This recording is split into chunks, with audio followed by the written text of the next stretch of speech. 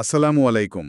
আজকে আমরা কোরআনের এমন কিছু আয়াত নিয়ে কথা বলবো যেগুলোর মানে পূর্ণাঙ্গ অর্থ বা প্রয়োগ বুঝতে গেলে হাদিসের ব্যাখ্যার দিকে তাকাতেই হয়। ওয়ালাইকুম আসসালাম। হ্যাঁ, আমরা দেখব কিভাবে কোরআনের কিছু মূল নির্দেশনা হাদিসের আলোকে আরও স্পষ্ট হয়, মানে প্রায়োগিক জীবনে সেগুলোকে কিভাবে কাজে লাগানো যায়। আমাদের কাছে যে তথ্য আছে হাদিস ছাড়া কোরআন বোঝা অসম্ভব, এই ধারণাটার উপর ভিত্তি করে আমরা কিছু উদাহরণ দেখব। মূল লক্ষ্যটা হলো কোরআন আর হাদিসের এই যে একটা অপরিহার্য সম্পর্ক, সেটা একটু তুলে ধরা। একদম। এটা আসলে কোনো নির্দিষ্ট আয়াতের গভীরে যাওয়ার চেষ্টা। আর সেখানে দেখব দৈনন্দিন জীবনে ততবিক করার জন্য হাদিসের ব্যাখ্যা কতটা জরুরি হয়ে পড়ে। আচ্ছা, তাহলে শুরু করা যাক। প্রথম উদাহরণ হিসাবে আমরা দেখতে পারি সূরা বাকারার ৪৩ নম্বর আয়াত। হ্যাঁ, আয়াতটি হল আরবি উচ্চারণ ওয়া আকিমুস সলাতা ওয়া আতুজ জাকাতা ওয়ারকাউ মা'আর রাকিঈন। এর মানে তো আমরা জানি, তোমরা নামাজ কায়েম করো এবং জাকাত দাও আর রুকুকারীদের সাথে রুকু করো। এখানে তো খুব পরিষ্কারভাবেই নামাজ আর জাকাতের কথা বলা হয়েছে। হ্যাঁ, আদেশটা খুবই স্পষ্ট। কিন্তু প্রশ্নটা আসে এর পরে। নামাজ কায়েম করতে বলা হলো, কিন্তু কিভাবে? দিনে কত ওয়াক্ত নামাজ? ঠিক, ৫ ওয়াক্ত যে আমরা পড়ি, বা ধরুন প্রতি ওয়াক্তে কত রাকাত পড়ি, যেমন ফজরে ২, জোহরে ৪। ঠিক তাই। এই যে রাকাত সংখ্যা বা নামাজের ভেতরের খুঁটিনাটি নিয়মগুলো, যেমন ধরুন তাকবীর থেকে শুরু করে সালাম ফেরানো পর্যন্ত রুকু, সেজদা, এগুলোর বিস্তারিত কিন্তু কোরআনে সেভাবে বলা নেই। হুম। এই সব তথ্য আমরা পাই নবী সাল্লাল্লাহু আলাইহি সাল্লামের দেখানো পথ থেকে, তার শেখানো পদ্ধতি থেকে, হাদিস থেকে। তার মানে কোরআন দিল মূল ভিত্তিটা, আর হাদিস দিল সেটার ওপর ইমারত গড়ার নকশাটা, তাই তো? একদম। প্রায়োগিক দিকটা হাদিস স্পষ্ট করে দিয়েছে। আচ্ছা, এই একই ধরনের প্যাটার্ন কি আমরা অন্য ক্ষেত্রেও দেখি? যেমন ধরুন অপরাধ আর শাস্তির বিধানে সূরা মায়েদার ৩৮ নম্বর আয়াতটা যদি দেখি। হ্যাঁ, একই রকম। দেখুন, সূরা মায়েদার আয়াত ৩৮-এ বলা হচ্ছে ওয়াশারিকু ওয়াসসারিকাতু ফাকতাউ আইদিয়াহুমা জাযাআন বিমা কাসাবা নাকালাম মিনাল্লাহ। এর অর্থ হল, আর চোর, সে পুরুষ হোক বা নারী, তাদের হাত কেটে দাও।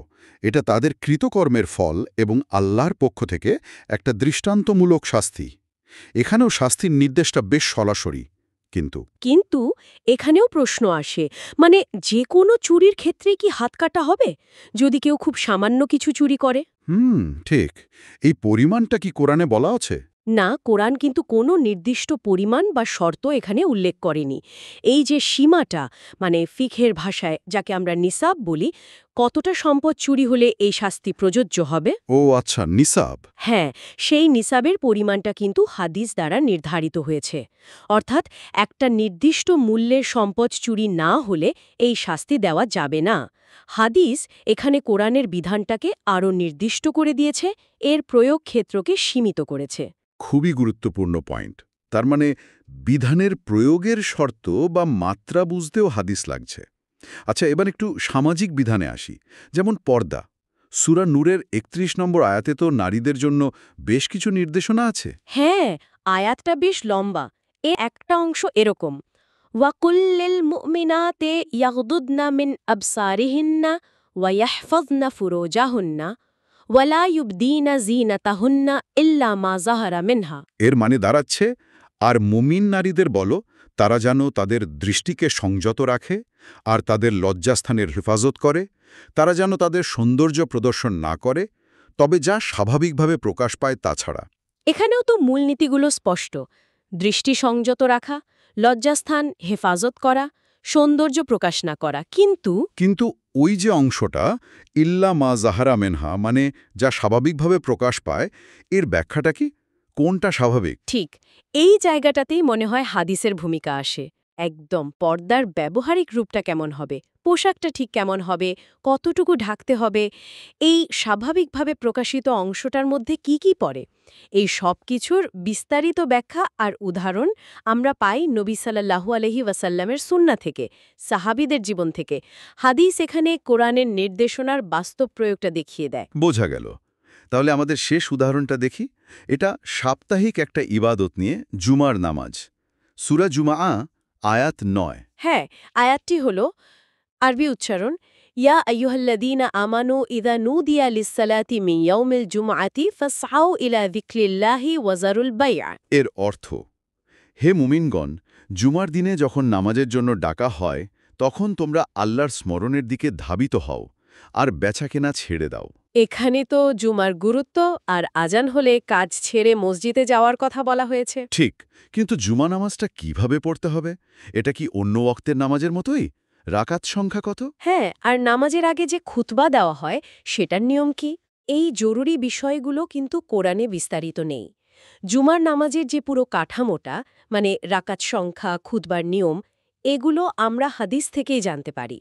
তাহলে এই যে 4টা উদাহরণ আমরা দেখলাম, নামাজ, চুরির শাস্তি, পর্দা আর জুমার নামাজ, সব ক্ষেত্রেই দেখা যাচ্ছে কোরআন একটা মূলনীতি বা একটা ভিত্তি স্থাপন করেছে। ঠিক। আর হাদিস সেই ভিত্তির উপর বিস্তারিত কাঠামোটা তৈরি করেছে। মানে নিয়ম কানুন, শর্ত, সীমা, পদ্ধতি, এই সব কিছু হাদিস যোগান দিয়েছে।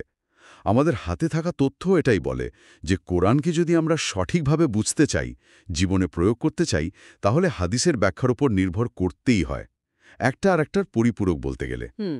এটা খুব পরিষ্কার হলো আজকের আলোচনায়।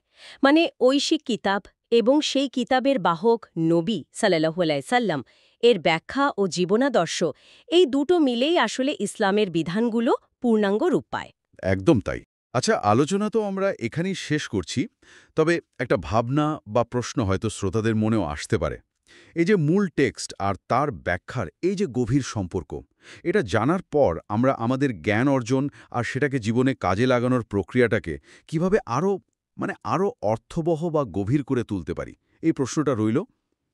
আল্লাহ হাফেজ। আল্লাহ হাফেজ।